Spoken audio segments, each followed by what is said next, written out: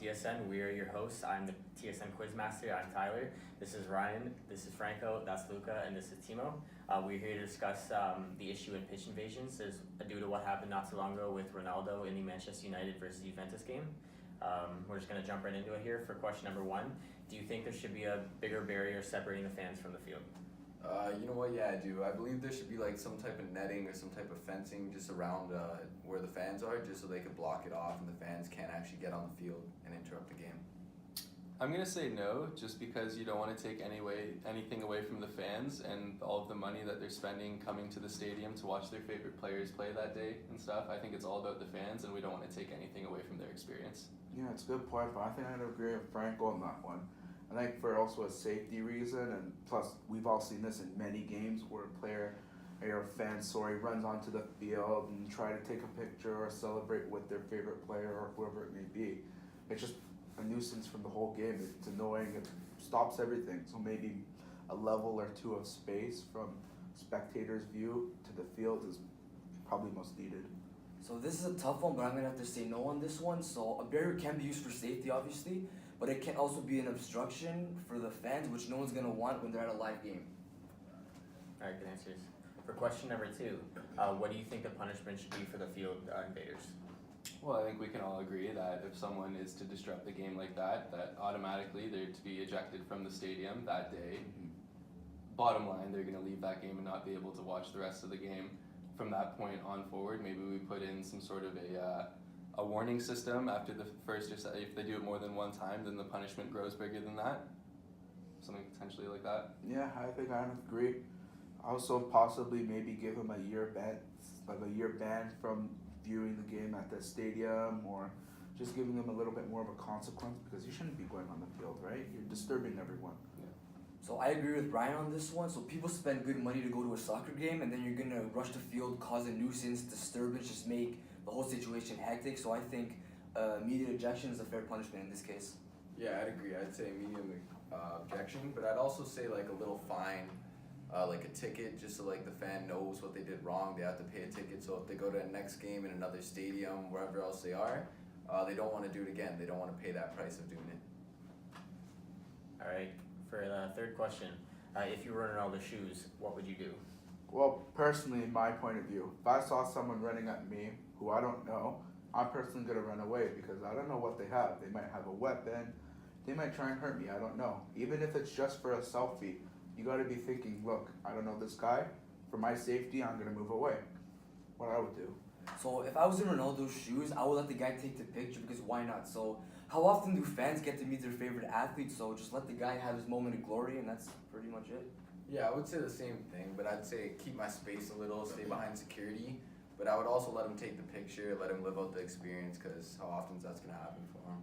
And Luke, I'm going to agree with you more so. If you see someone coming at you 100% speed, right, you're either going to fight or you're going to flight. And if flight isn't an option for me, then I'm going to have to stay back and fight and try to protect myself by any means necessary. All right, good answers.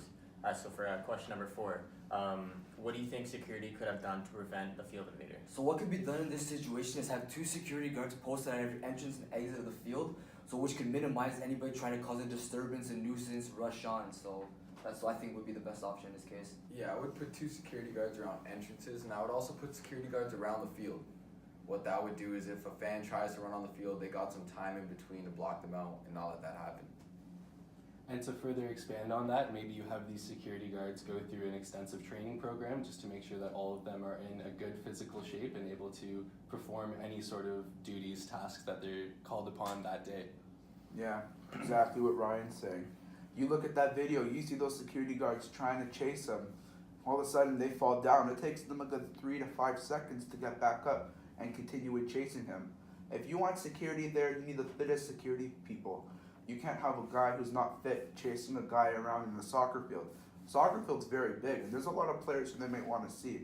Also, there's only 2 security guards chasing this one guy.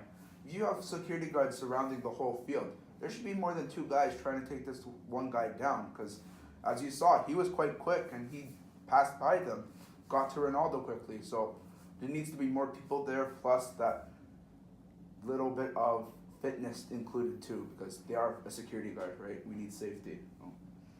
Alright, for the last question, I asked you because field invasions might not be the most right thing to do, but as Cristiano Ronaldo is a very big athlete, a lot of people would probably want to go take a selfie with him. I ask you, if there was one athlete you were to rush the pitch for, what would that athlete be?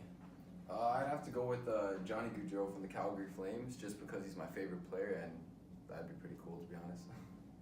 For me, if he was still in his prime, if he was still playing for the Toronto Blue Jays, I would go Jose Bautista. You know, that bat flip from a couple years ago, it's still a big part in my heart there. So if Bautista was still playing, I would consider rushing the field to get a selfie with him. Yeah, personally, as an Italian and I love soccer, I'm gonna go with Buffon because he's an idol for my nationality and love the guy. So for me, I would definitely rush up to see Austin Matthews as I'm a Leaf fan and he's a great player. Alright, and I'm gonna answer that one too, and I'm gonna have to go basketball, and I'm gonna have to go Jose Calderon. That was always my all-time favorite, and especially he's a little guy like me.